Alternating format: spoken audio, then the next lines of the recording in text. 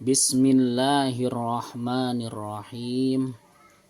Paslun, ini pasal fi a'daris sholati, akan menjelaskan tentang uzurnya sholat.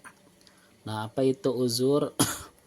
Jadi sebagaimana kita ketahui bahwa sholat itu adalah perintah yang sangat wajib dan harus dikerjakan oleh setiap umat Islam. Dalam kondisi apapun ya, dalam kondisi sakit, dalam kondisi tidak bisa bangun, bahkan dalam kondisi genting pun alias lagi kondisi perang, kita tetap harus sholat, saking pentingnya itu sholat. Namun dalam syariat ada yang namanya uzur sholat. Jadi uzur sholat itu apa? Keringanan ketika saat seseorang tidak mengerjakan sholat, maka ada keringanan yang disebut dengan uzur. Nah, apa saja itu uzur sholat? Oke. A'dzarus sholati, uzur sholat itu isnani, ada dua. Nah, ini orang dimaafkan atau tidak kenapa-napa kalau seumpama meninggalkan sholat itu karena apa? Yang pertama an-naumu, karena dia tertidur atau ketiduran. Yang kedua wan nisyanu, yaitu lupa. Nah, ini uzur sholat cuma ada dua ya. Pertama ketiduran atau tertidur, yang kedua karena dia lupa. Namun ini tidak berdosa ya ketika dia tidak mengerjakan sholat. Nah, namun ketika dia sudah ingat atau sudah tersadar, nah maka dia wajib mengqadha sholat tersebut yang sudah dia tinggalkan. Jadi walaupun dia dapat keringanan tidak berdosa meninggalkan sholat, tetapi tetap wajib untuk membayar atau mengqadha sholat. Nah itu ya. Jadi ada dua orang yang mendapatkan uzur tidak mengerjakan sholat atau tidak berdosa ketika tidak mengerjakan sholat. Pertama karena dia tertidur atau ketiduran, yang kedua karena dia lupa. Selain daripada itu bukan uzur sholat. Makanya sholat wajib untuk selalu kita kerjakan dalam kondisi apapun. Apabila kita tinggalkan maka hukumnya sangat berdosa. Baik, lanjut. Paslun, ini pasal fi syurutis sholati, akan menjelaskan tentang syarat-syarat sholat. Nah, ini kita sudah masuk ke pembahasan tentang sholat ya. Oke, ada apa saja syarat-syarat sholat itu?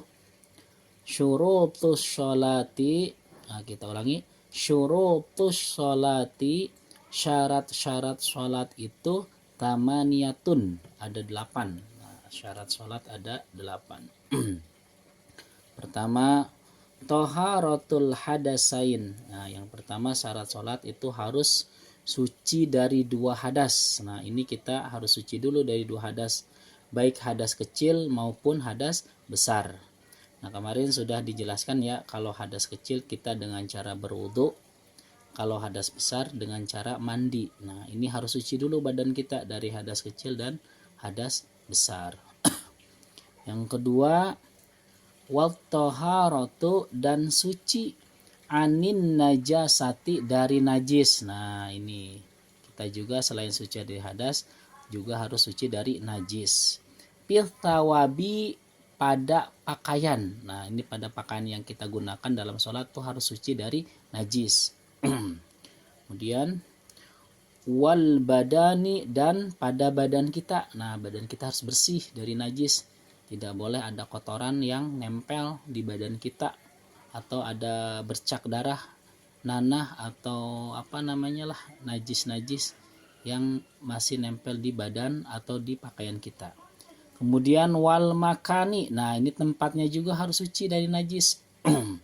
Gak boleh tempatnya itu ada najis, misalkan ada bangkai cicak di tempat yang mau kita sholat, itu tidak boleh, tidak syah nanti sholatnya ya. Nah, lagi kurang sehat nih. Kemudian apalagi syarat sholat itu? Wasatrul aurati, dan menutup aurat. Nah, ini harus menutup aurat ya. Ini syarat sholat.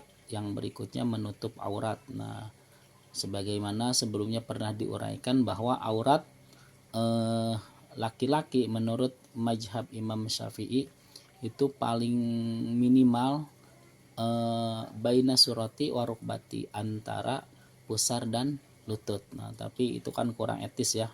Tetap kita tutup rapat ya.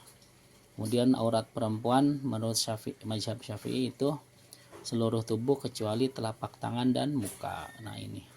Jadi harus tertutup aurat.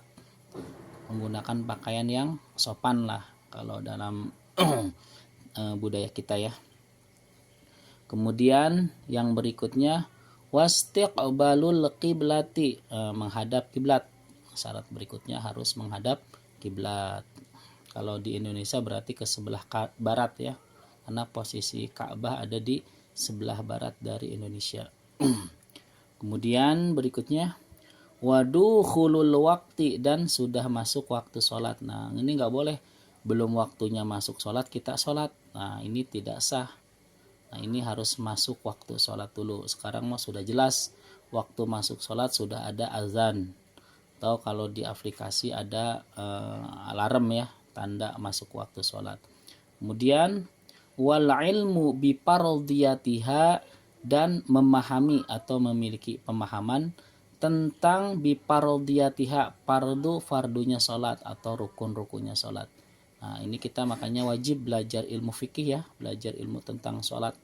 Kita juga harus tahu apa saja rukun-rukun sholat yang harus kita jaga dalam sholat. Kemudian wa alla ya'taqida, dan tidak boleh menekatkan ya atau meyakini fardhon, kepada satu rukun atau satu fardu, min furudiha, dari fardu-fardunya sholat, itu sunatan, menjadi sunnah. Nah, dalam hati kita tidak boleh ada keyakinan bahwa fardu sholat itu kita anggap sebagai sunnah sholat. Nah, itu tidak boleh. Fardu ya tetap fardu, rukun ya tetap rukun ya. Kemudian yang terakhir wajtinabul mubtilati, yaitu menjauhi ya, wajtinab itu menjauhi al mubtilati, hal-hal yang dapat membatalkan sholat. Nah, ini kurang lebih ada 8 syarat sholat ya yang harus kita pahami sebelum kita melaksanakan ibadah yang sangat wajib, yaitu sholat. Nah, ini harus dipahami secara baik-baik supaya kita tidak salah dalam menjalankan ibadah sholat, karena itu salah satu ibadah yang akan menjadi bekal kita nanti. Demikian, mudah-mudahan bisa dipahami dan bermanfaat.